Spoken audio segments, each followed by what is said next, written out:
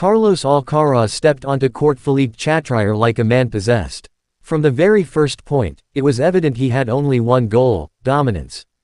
It took just 53 minutes for the Spaniard to leave Tommy Paul gasping for air, with only a single game to show across the first 2 sets. Alcaraz moved like lightning. Every shot, a dagger. Every point, a message. This was not just another quarterfinal. This was a masterclass. Paul, to his credit, refused to fold in the 3rd set.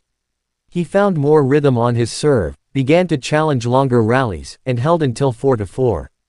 But even then, the outcome was never truly in doubt. Alcaraz broke again, seized a 5-4 lead, and minutes later sealed a 6-0, 6-1, 6-4 win with the grace of a champion and the authority of a ruler. 94 minutes. That's all it took. When he grabbed the mic post-match, he offered a cheeky apology to the crowd for the brevity of the evening. But no one was disappointed. They hadn't seen a match, they'd seen a performance. A symphony of tennis precision. A brutal ballet on clay. Lorenzo Musetti now awaits. The elegant Italian had earlier dismissed Francis Tiafoe in 4 tight sets.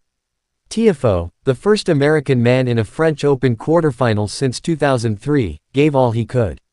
He surged in the 2nd set, briefly found his range, and took the fight to Musetti. But the Italian's flowing shot-making and timely acceleration proved too much in the end. A 6-2, 4-6, 7-5, 6-2 scoreline told the tale. Now Musetti stands between Alcaraz and another shot at glory. This won't be their first meeting. They know each other well. But never has the stage been this grand, the stakes this high. Back to Alcaraz. He's no longer the wide-eyed prodigy chasing idols. He is the standard. 4-time Grand Slam champion. Defending French Open titleist. Still just 22 years old. Against Paul, he was art in motion. Powerful forehands that cracked like thunder. Drop shots that died like feathers. Lobs that soared, curved, and kissed the lines. Tommy Paul had reached the form of his life. But on this night, he simply didn't have the tools to solve the Alcaraz puzzle.